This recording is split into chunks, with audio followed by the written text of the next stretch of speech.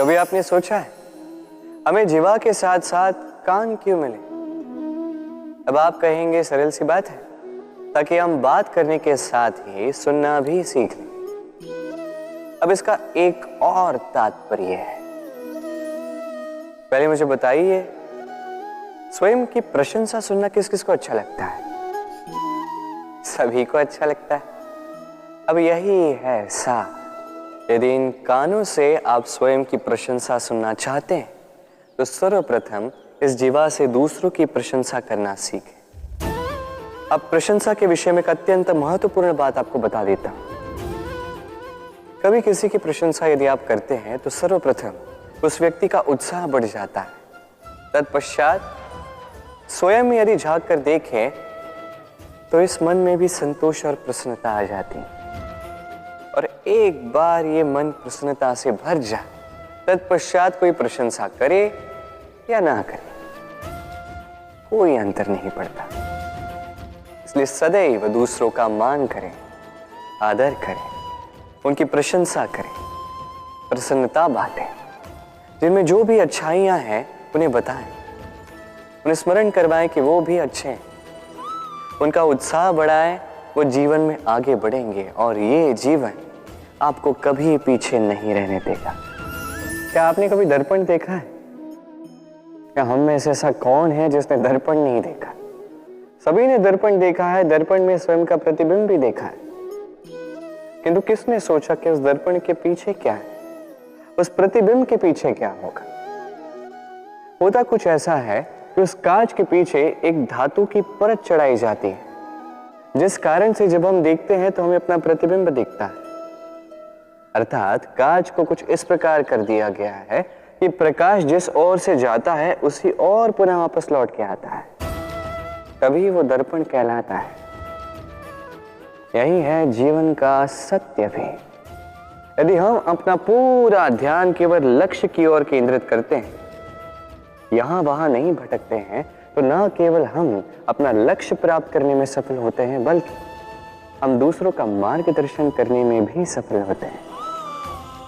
तो क्या आप बनना चाहेंगे ऐसा व्यक्तित्व? चयन आपका है। पाना और खोना दोनों जीवन के अभिन्न अंग हैं। हम कुछ पाते हैं, कुछ खोते भी हैं। कुछ स्वप्न साकार होते हैं, कुछ लक्ष्य अधूरे भी छूट जाते हैं। जीवन में ये होता ही है, हर एक के जीवन में होता है। किंतु जब भी हम किसी से मिलते हैं, हम कौन सी बातें करते हैं? हम उसी की बात करते हैं जो हमने खोया है। स्वयं भी दुखी होते हैं, सामने वाले के मन को भी दुखी कर जाते हैं। इससे कुछ विपरीत करने का प्रयास कीजिए, सकारात्मक बनने का प्रयास कीजिए। ध्यान उसी पर दीजिए, स्मरण केवल उसे ही कीजिए, महत्व उसी को दीजिए जो आपके पास है। जो आपके पास नहीं, उसकी आस में त्रास क्यों सहना? उसी की गिनती कीजिए जो आपके पास आज यहां वर्तमान में है। जैसे मैं कंस मामा की गिनती नहीं करता जिन्होंने मेरा बालपन झंझोड़ा। मैं गिनती करता हूं यशोदा मैया की, मेरे बलराम दाऊ की, मेरी राधे की, जिन्होंने मेरा जीवन संजोया। सोच, ये सोच सच बनकर सामने आती है, ये कठोर सत्य है।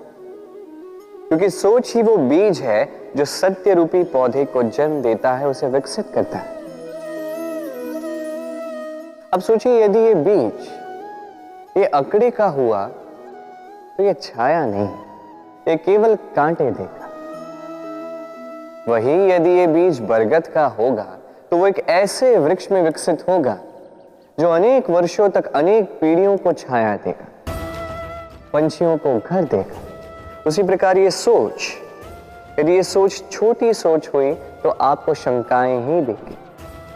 यदि ये सोच बड़ी हुई तो आपको समाधान देगी। तो सोच समझकर अपनी ये सोच चुनिए। ये सोच आपको शंका भी दे सकती है, समाधान भी दे सकती है। क्या चुनेंगे आप, शंका या समाधान? छोटी सोच या बड़ी सोच? चयन आपका है। जीवन और मृत्यु दोनों जीवन के दो अटल सत्य हैं। जिसने जन्म लिया है उसे मृत्यु प्राप्त होनी है, यही नियति। अब एक बात है, मृत्यु सभी को आती है, जीवन जीना सबको नहीं है। समस्त जीवन व्यतीत कर जाते हैं किंतु जीवन जी नहीं पाते, समझ ही नहीं पाते करना क्या है। जीवन जिए तो जिए कैसे? जीवन जियो तो उस दिए की भांति जो अपनी लौ से असंख्य दियों को प्रकाश देता है, जो बुझते बुझते भी अंधकार से लड़ता है। कदाचित इसीलिए जहां दिए को रखा जाता है उस स्थान को पूजा जाता है, उसे पवित्र माना जाता है। एक बात तो है, मृत्यु सभी को आनी है, चाहे मैं, चाहे आप, चाहे हर कोई एक न एक दिन संसार से जाने वाला है। किंतु आपने इस जीवन में किया क्या, ये महत्व रखता है। और जिसे जीवन जीना आ गया वो मृत्यु के पश्चात भी जीवन जीता है, वो अमर बन जाता है। कहा जाता है व्यक्ति को अपने चरण दृढ़ रखने चाहिए, कि जहां चरण होंगे उसी के अनुसार मार्ग होगा, उसी के अनुसार लक्ष्य भी होगा। किंतु क्या केवल इन चरणों पर ध्यान देना ही पर्याप्त है? नहीं, इससे कहीं अधिक महत्वपूर्ण होता है आचरण। जैसा आपका आचरण होगा उसी दिशा में आपके चरण होंगे। यदि आपका आचरण उचित हुआ, श्रेष्ठ हुआ, तो देखिए आप पर्वत के शिखर पर भी पहुंच सकते हैं। किंतु यदि ये उचित ना हुआ तो आप उसी शिखर से नीचे धरा पर भी गिर सकते हैं।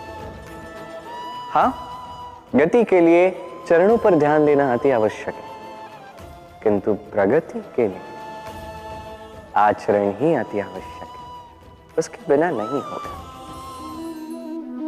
जन्म लेते ही व्यक्ति के लिए ये नाम अत्यंत महत्वपूर्ण हो जाता है।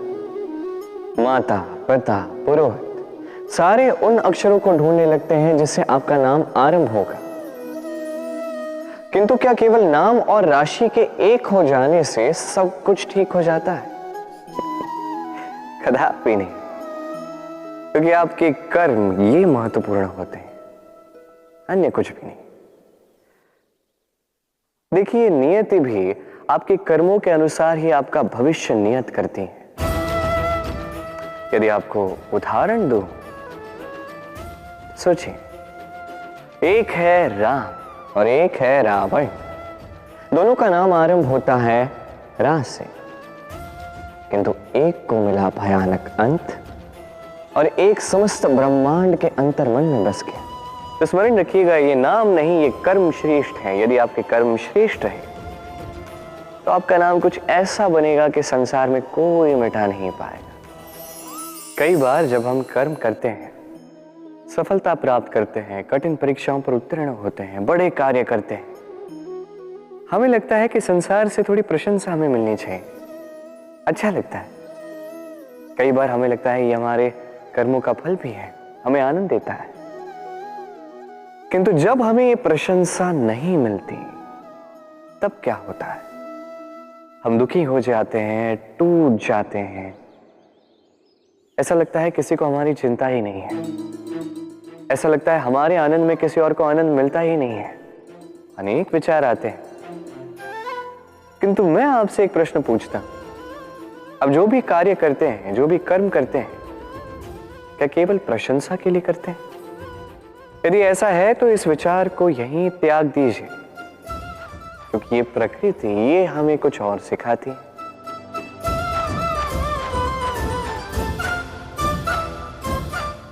इस पुष्प को देख लीजिए, ये सुगंध जो पुष्प देता है, ये जैसे मेरे मन को उल्लासित कर देती है, जैसे मेरे मन में ऊर्जा सी भर देती है ये सुगंध। किंतु विशेष बात तो यह है कि पुष्प को यह कार्य करने के लिए किसी प्रशंसा की आवश्यकता नहीं है। यही है प्रकृति की सीख। जो सच्चा होता है, जो सत्कर्मी होता है, उसे प्रशंसा की आवश्यकता ही नहीं, क्योंकि उसके कर्म ही उसकी सुगंध होते हैं। देखिए, इत्र जो है वो नकली फूलों पर लगाया जाता है, सच्चे फूलों को इसकी आवश्यकता ही नहीं। इसी प्रकार आप भी कर्म करती जाइए एक शुभ भाव के साथ। इस मन को सदैव सदैव शांत रखिए, साफ रखिए। यदि ऐसा करोगे तो आपके कर्म इस प्रकार सुगंधित होंगे कि आपके जीवन में केवल और केवल आनंद ही होगा। तो इसी आनंद के साथ कहिए राधे राधे।